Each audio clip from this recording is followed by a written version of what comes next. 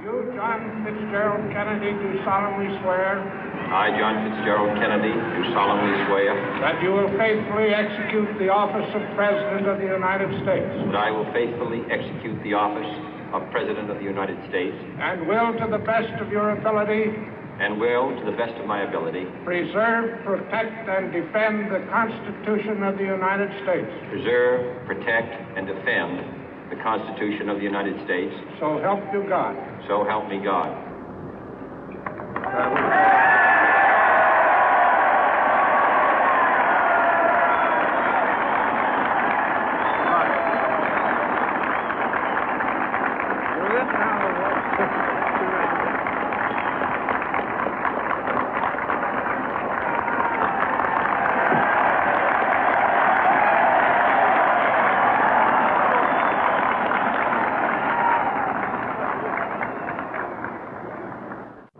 Vice President Johnson, Mr. Speaker, Mr. Chief Justice, President Eisenhower, Vice President Nixon, President Truman, Reverend clergy, fellow citizens. We observe today not a victory of party, but a celebration of freedom, symbolizing an end as well as a beginning, signifying renewal as well as change. For I have sworn before you and Almighty God the same solemn oath our forebears prescribed nearly a century and 3/4 ago. The world is very different now, for man holds in his mortal hands the power to abolish all forms of human poverty and all forms of human life. And yet the same revolutionary beliefs for which our forebears fought are still at issue around the globe. The belief that the rights of man come not from the generosity of the state, but from the hand of God. We dare not forget today that we are the heirs of that first revolution.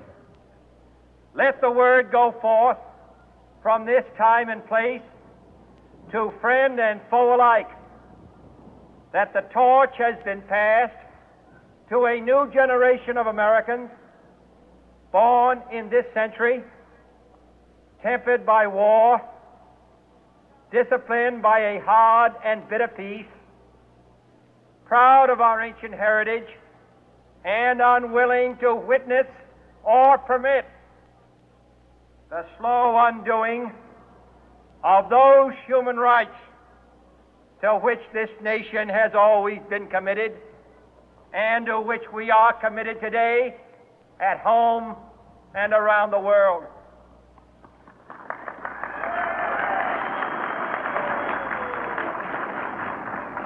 Let every nation know, whether it wishes us well or ill, that we shall pay any price, bear any burden, meet any hardship, support any friend, oppose any foe to assure the survival and the success of liberty.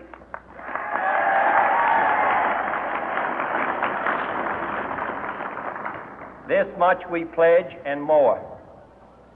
To those old allies whose cultural and spiritual origins we share, we pledge the loyalty of faithful friends. United, there is little we cannot do in a host of cooperative ventures. Divided, there is little we can do, for we dare not meet a powerful challenge at odds and split asunder. To those new states whom we welcome to the ranks of the free, we pledge our word that one form of colonial control shall not have passed away, merely to be replaced by a far more iron tyranny.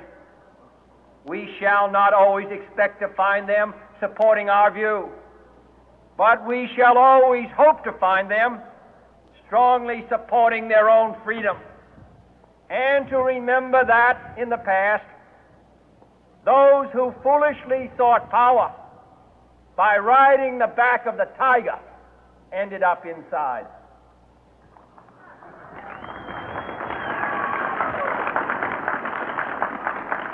To those people in the huts and villages of half the globe struggling to break the bonds of mass misery, we pledge our best efforts to help them help themselves for whatever period is required, not because the communists may be doing it, not because we seek their votes, but because it is right. If a free society cannot help the many who are poor, it cannot save the few who are rich.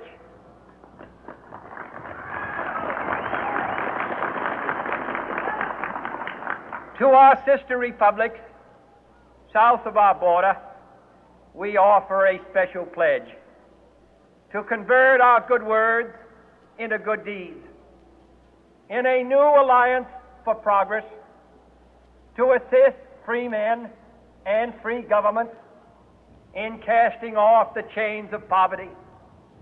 But this peaceful revolution of hope cannot become the prey of hostile powers. Let all our neighbors know that we shall join with them to oppose aggression or subversion anywhere in the Americas. And let every other power know that this hemisphere intends to remain the master of its own house.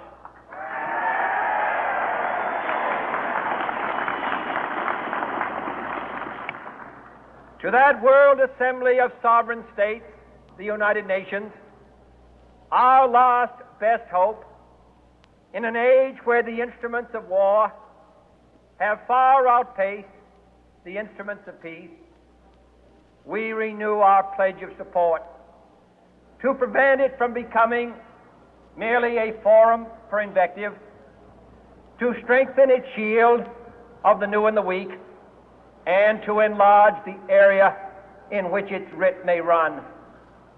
Finally, to those nations who would make themselves our adversary, we offer not a pledge, but a request that both sides begin anew the quest for peace. Before the dark powers of destruction, unleashed by science, engulf all humanity in planned or accidental self-destruction, we dare not tempt them with weakness, for only when our arms are sufficient beyond doubt can we be certain beyond doubt that they will never be employed. But neither can two great and powerful groups of nations take comfort from our present course, both sides overburdened by the cost of modern weapons, both rightly alarmed by the steady spread of the deadly atom, yet both racing to alter that uncertain balance of terror that stays the hand of mankind's final war. So let us begin anew, remembering on both sides that civility is not a sign of weakness, and sincerity is always subject to proof. Let us never negotiate out of fear, but let us never fear to negotiate.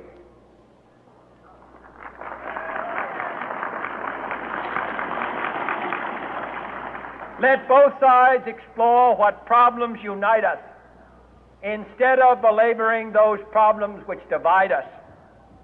Let both sides, for the first time, formulate serious and precise proposals for the inspection and control of arms, and bring the absolute power to destroy other nations under the absolute control of all nations.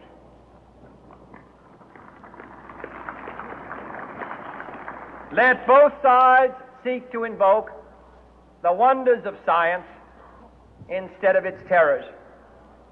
Together, let us explore the stars, conquer the deserts, eradicate disease, tap the ocean depth, and encourage the arts and commerce.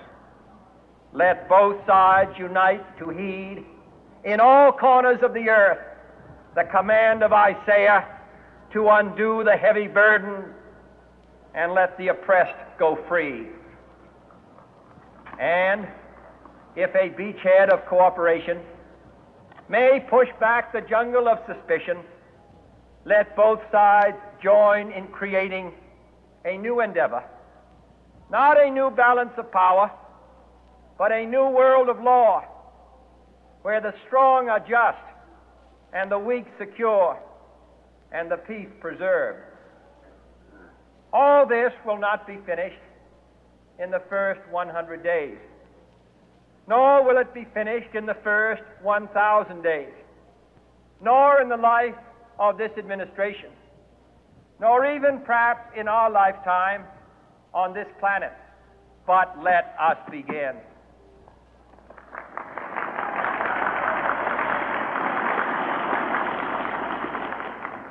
In your hands, my fellow citizens, more than mine, will rest the final success or failure of our course. Since this country was founded, each generation of Americans has been summoned to give testimony to its national loyalty. The graves of young Americans who answered the call to service surround the globe. Now the trumpet summons us again. Now